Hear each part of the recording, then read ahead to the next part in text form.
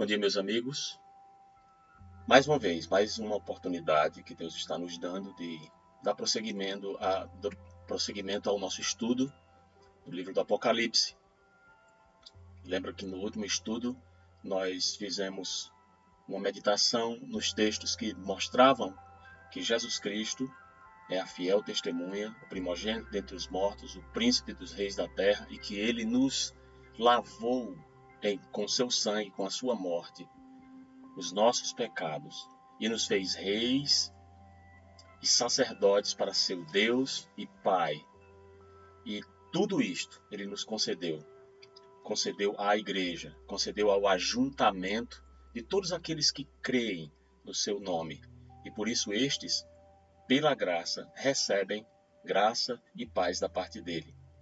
E na sequência do texto, nós vamos meditar no momento bíblico desta manhã, o texto da palavra de Deus, que está ali ainda em Apocalipse, no capítulo 1, mas agora dos versículos 7 ao 11. E nós vamos, antes de iniciar, fazer uma breve oração.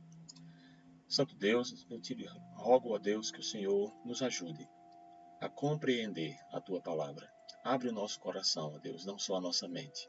Abre os dois, para que nós possamos contemplar as maravilhas dos teus escritos, dos teus caminhos, da tua lei. Te agradeço e oro no nome de Jesus. Amém. Muito bem, o texto que nós vamos meditar esta manhã começa no versículo 7 do capítulo 1 de Apocalipse, que diz assim: Eis que vem com as nuvens, e todo o olho o verá, até os mesmos que o traspassaram. E todas as tribos da terra se lamentarão sobre ele. Sim. Amém.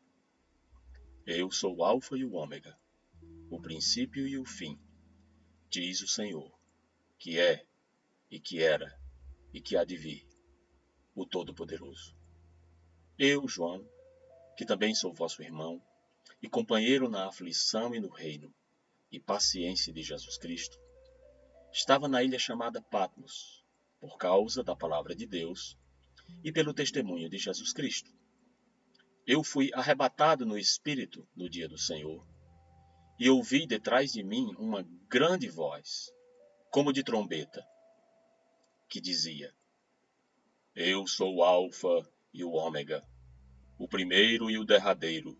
E o que vês, escreve num livro, e envia às 7 igrejas que estão na Ásia, a Éfeso, a Esmirna, a Pérgamo, e a Tiatira, e a Sardes, e a Filadélfia, e a Laodiceia. Então, como nós podemos ver nesse texto, a partir do versículo 7, depois de ter dito no texto anterior que ele havia nos lavado pelo seu sangue, isto é, que ele havia sido morto, o mesmo texto diz que ele lavou os nossos pecados por essa morte, mas também diz que ele nos fez reis e sacerdotes para o seu Deus e Pai, e também diz que ele mesmo é o príncipe dos reis da terra, significando que ele governa já desde agora todo o universo, e que no futuro nós reinaremos com ele como reis na terra, e ele será o rei dos reis, denotando a realidade de que Jesus Cristo está vivo. E logo na sequência, mais uma evidência disto, quando ele faz a promessa profética do retorno glorioso e triunfal de Jesus Cristo, desde os céus até a terra, para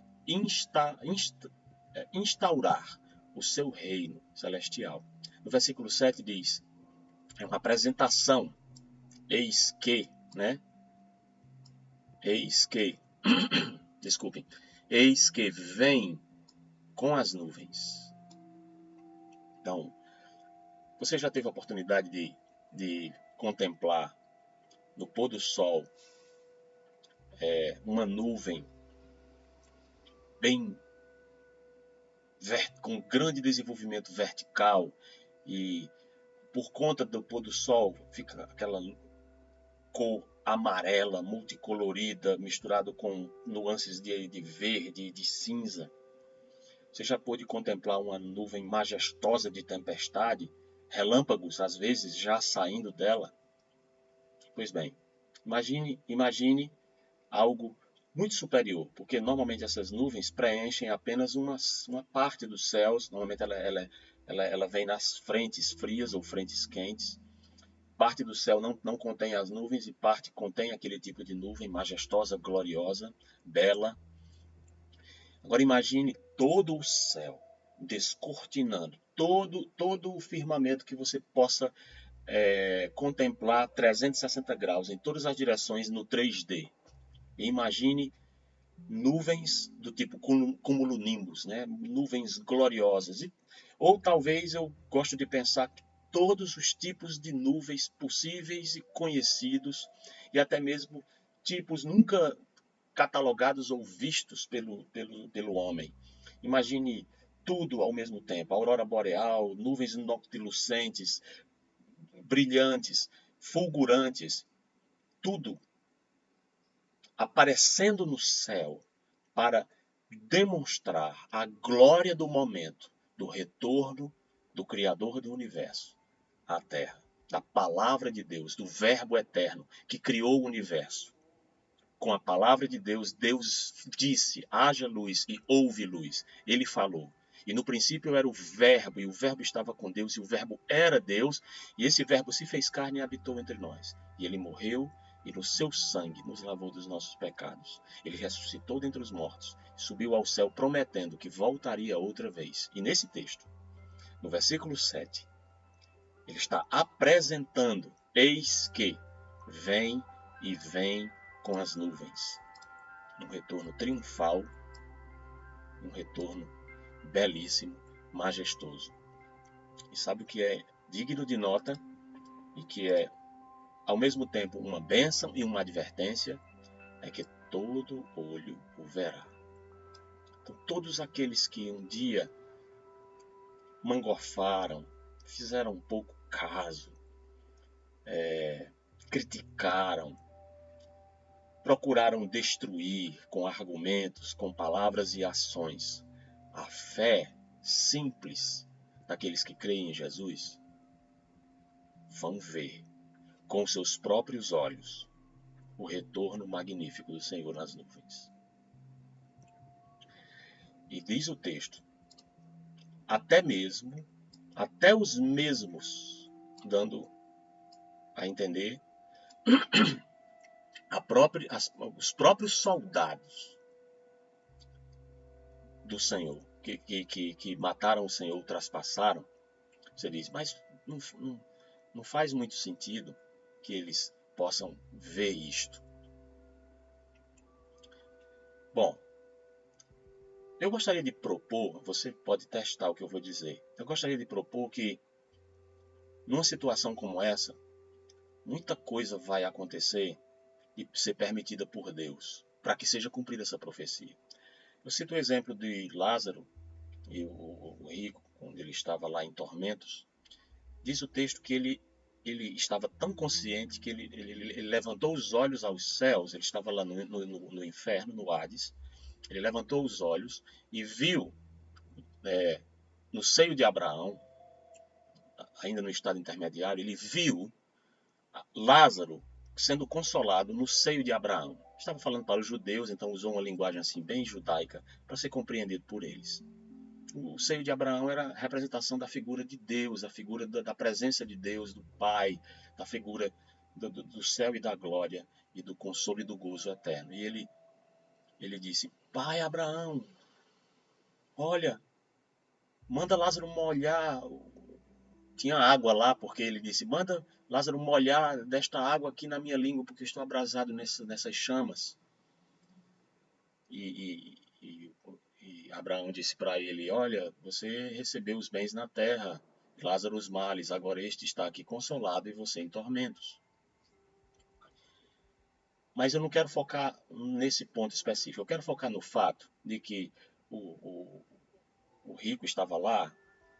Ele lembra dos irmãos que estavam ainda na terra. Ele disse: manda Lázaro ressuscitar entre os mortos, para que os meus 5 irmãos, eu tenho 5 irmãos lá na terra ainda, e eles Eu estou parafraseando. E eles são iguais a mim, eles vão vir para esse lugar de tormento. Então eu não quero que eles venham para cá, para esse lugar de tormento. Manda que ele vá lá e pregue para eles que eles creiam. Se alguém ressuscitar dentre os mortos, eles vão crer. E Pai Abraão diz, nem que ressuscite alguém dentre os mortos, crerão. Verdade, Jesus Cristo ressuscitou dentre os mortos. E muitos não creem nele. Mas um dia, até mesmo estes, que traspassaram a Jesus Cristo com a sua incredulidade, com o seu desprezo, com a sua fé, vão ver com os próprios olhos. Então eu penso que é mais nesse sentido de os que os traspassaram, mais no sentido mais no sentido deles terem traspassado o Senhor de várias formas, e não necessariamente aqueles soldados literais. Porém, eu quero propor que num momento como esse, até mesmo aqueles homens que morreram, que mataram a Jesus Cristo e que não se converteram, embora teve um que disse, este verdadeiramente era o Filho de Deus. Possivelmente, talvez esse soldado possa ter se convertido a Jesus. Mas aqueles que estavam lá, que o crucificaram, que rasgaram as suas vestes e dividiram, lançaram sorte sobre ela, e mangofaram, e bateram nele, escarneceram, dizendo, desce da cruz se és o Cristo, salva, né, a ti mesmo, etc. E outros, e os judeus e os soldados, estes, que já estão mortos e provavelmente em tormentos, por quê? Porque não se arrependeram.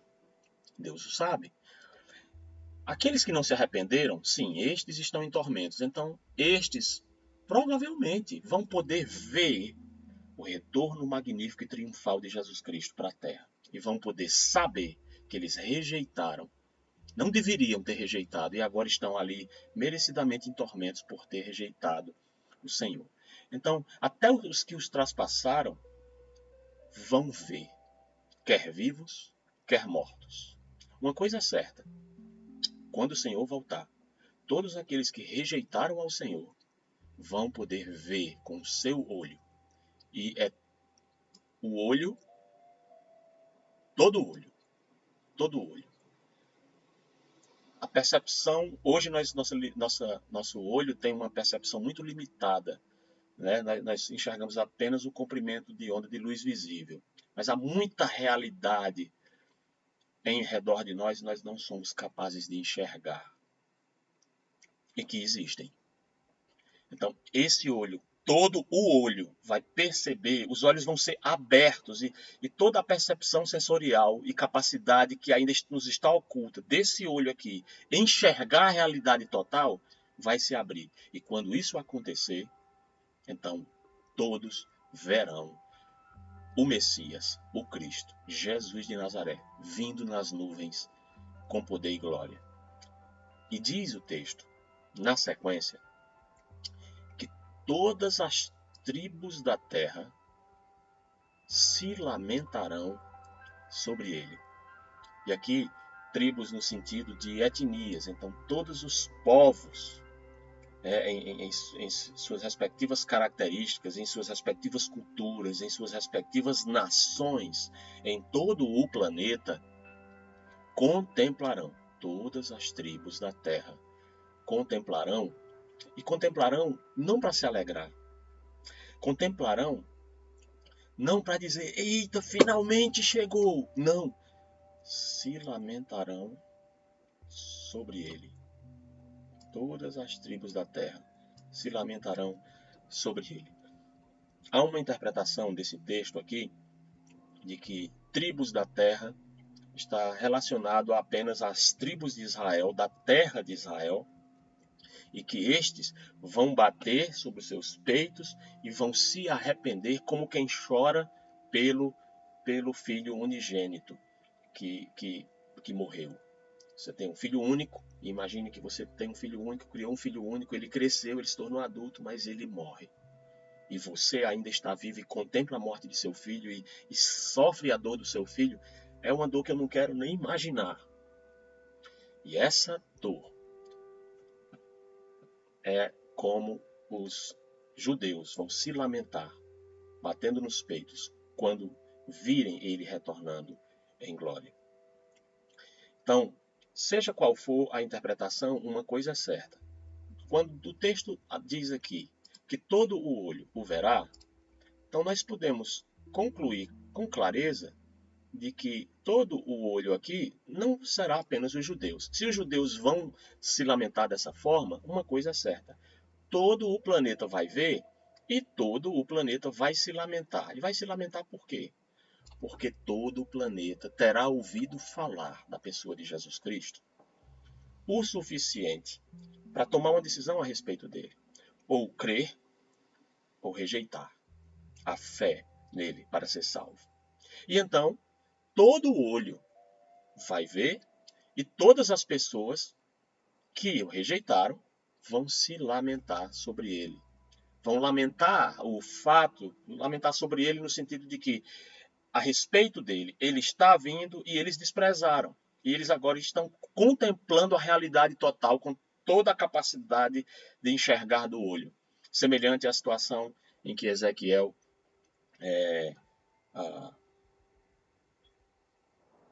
perdoe-me, não foi Ezequiel, foi o profeta depois de Elias, né, Eliseu, e ele estava com o seu moço Geazi, e vinham uns reis para poder prendê-lo, numa determinada circunstância. Não vamos nos delongar. E aí, nessa circunstância, o moço fica com medo porque vê que eles estão cercados pelo exército deste rei que vinha para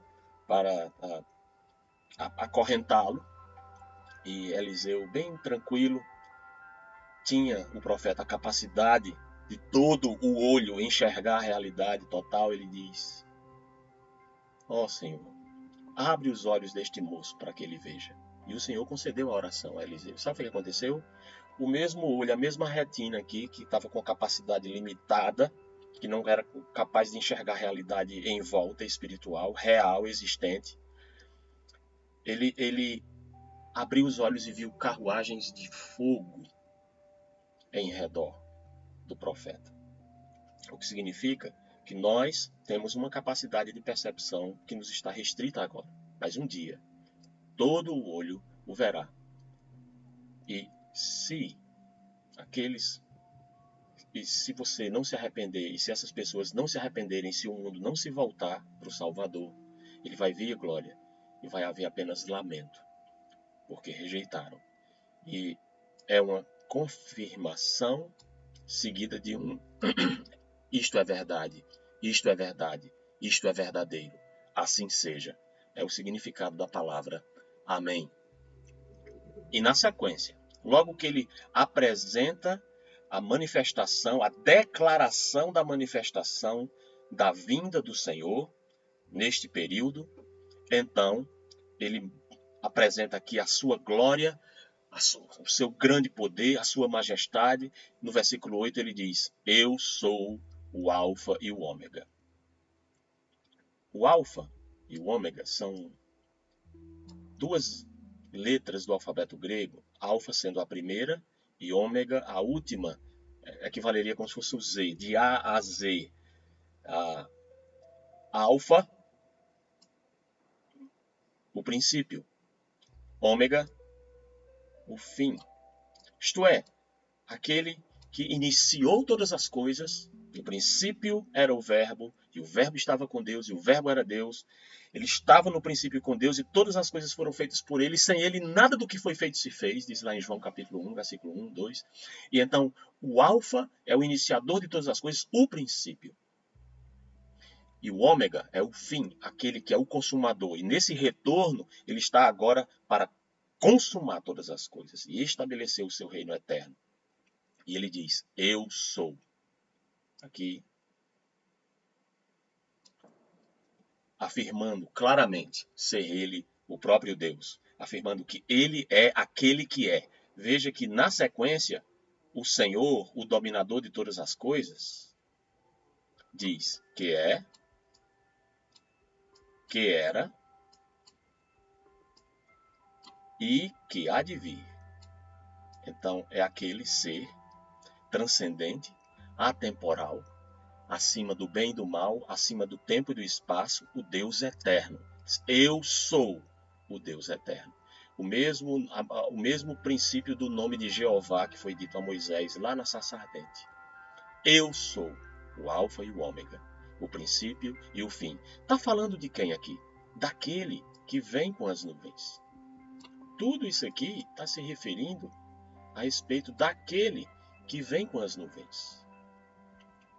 E aí, na sequência, no versículo 9, João, que é quem está recebendo essa revelação, lembra do primeiro versículo, um anjo foi enviado para notificar ao seu servo João as coisas que brevemente devem acontecer. E ele diz, eu, João, este que está dizendo, notificando, diz, também sou vosso irmão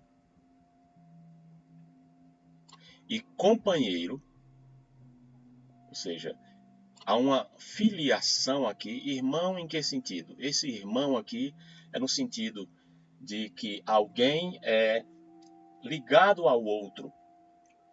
Por exemplo, quando alguém é filho do mesmo pai, ou quando alguém faz parte de uma determinada agremiação, ou quando faz parte de uma mesma nação ou cultura, você pode chamar de irmão. Nesse sentido aqui, está mais relacionado à filiação, porque temos aqui João, filho de Deus, tornado filho de Deus através de Jesus Cristo. Foi ele mesmo quem escreveu no evangelho dele, no capítulo 1, dizendo, mas a todos quantos o receberam, deu-lhes o poder de serem feitos filhos de Deus, a saber, aos que creem no seu nome. Então, João já tinha essa ideia de que quem crê no Filho de Deus se torna filho de Deus.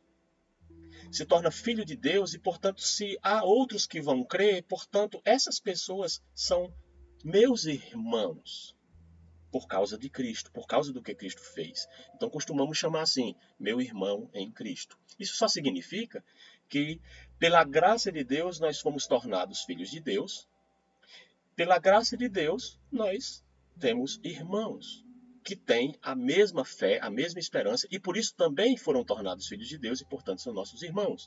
Vosso irmão. E ele não somente diz irmão, mas também companheiro, isto é, alguém que passa pelas mesmas coisas, que experimenta as mesmas bênçãos, que experimenta a mesma peregrinação, o mesmo andar, o mesmo estilo de vida, o mesmo sofrimento, as mesmas vicissitudes, as mesmas circunstâncias, quer boas, quer ruins, vivendo na caminhada da fé. Ele diz, eu sou o vosso companheiro. E ele mostra isso. O que eu acabei de citar, na verdade está aqui. Ele mostra que ele é companheiro na aflição, que significa que todo aquele que é filho de Deus, vivendo num mundo oposto a Deus, é afligido. Isso é verdade. No reino, não esqueça que, apesar da aflição, nós somos herdeiros de um reino eterno, cujo Senhor, veja aqui, diz o Senhor, que é aquele que há de vir, é o dominador deste reino, o dominador de todas as coisas. E na paciência, olha, aflição, eu tenho um reino, mas eu preciso ser paciente na aflição até que esse reino se manifeste. E que eu estou aqui revelando que ele está se manifestando dessa forma.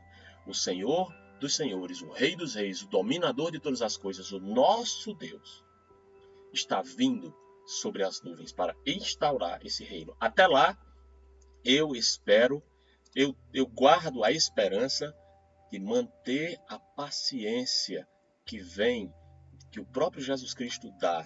Aquela paz que ele falou no texto anterior, graça e paz. Então eu tenho paz em ter paciência, em aguardar pela fé a manifestação desse reino que é meu.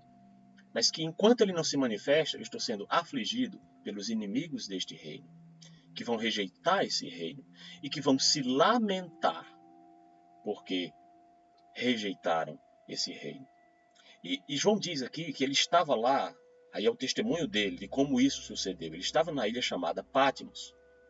E lá nessa ilha chamada Patmos, ele recebeu essa revelação. É uma ilha localizada na Ásia Menor. Se você pegar o Google Earth e entrar, você colocar Patmos, você vai localizar naquela região ali que hoje é ali na Turquia, próximo ali da região onde é a Turquia. Então ele estava lá preso na ilha chamada Patmos E ele mostra a razão por que ele estava sendo afligido e preso. Por causa da palavra de Deus. Por causa da palavra de Deus, as pessoas no mundo perseguem os cristãos. As pessoas no mundo perseguem o povo de Deus. E ele diz, ele estava pelo testemunho de Jesus Cristo. E ele diz, eu fui arrebatado no Espírito no dia do Senhor. Isto, ele viu a vinda do reino de Deus no dia quando isso acontecer, no futuro. Não muito distante de nós agora, mas dele estava muito distante. E ele ouviu, detrás dele, uma voz, uma grande voz. Não é uma voz humana comum, é uma voz poderosa, uma voz divina. E essa voz, olha só, olha o que essa voz dizia. Essa voz dizia nada mais, nada menos: eu sou o Alfa e o Ômega, o primeiro e o derradeiro. E o Quevez escreve e manda às igrejas. E aí ele nomeia as igrejas lá da Ásia Menor, mas nós já falamos que também essas igrejas, como nós poderemos ver, se Deus permitir, essas igrejas também mostram características e situações que as igrejas de Deus vão passar ao longo dos séculos, até que o reino seja instaurado. E ele diz, eu sou o Alfa e o Ômega. Ele acabou de dizer aqui, ó, eu sou o Alfa e o Ômega. Aí ele diz de novo, eu sou o Alfa e o Ômega. E olha bem, quem é que está vindo com as nuvens e que diz eu sou o Alfa e o Ômega? Jesus Cristo. Quem é que está dizendo aqui eu sou o Alfa e o Ômega, o primeiro e o derradeiro aqui? Jesus Cristo. Mas como é que você pode provar isso? Pelo contexto. No próximo texto, na próxima oportunidade, nós vamos ver claramente, quando João ouve essa voz poderosa, ele se volta, foi atrás dele, ele se volta para ver quem falava com ele. E você vai ver no próximo texto quem falava com ele. Então, que esta meditação possa abençoar a sua vida, fazendo você compreender uma coisa. Jesus Cristo, o Filho de Deus, vai voltar, segunda vez como ele prometeu, em glória. Então arrependa-se e creia no Evangelho. Porque se você não se arrepender, eu estou dizendo isso que eu estou dizendo com todo respeito e contrição e desejo de que você não me interprete mal nas minhas palavras. Eu quero que você entenda que é com todo amor que eu estou dizendo isso para você. Que se você não se arrepender, quando você vê, porque você vai ver o retorno dele, você vai se lamentar sobre ele. E terá sido tarde demais. Ele vai vir também para julgar aqueles que não creram. Ele se manifesta com perdão, com salvação. E se você crê, você vai participar do reino que ele está vindo nas nuvens para implantar na terra e que se segue por toda a eternidade em novos céus e nova terra em que habita a justiça. Então que o Senhor possa abençoar esta palavra em seu coração, que você possa entender que Jesus Cristo é o Deus Todo-Poderoso e vai voltar em glória para instalar o seu reino na terra.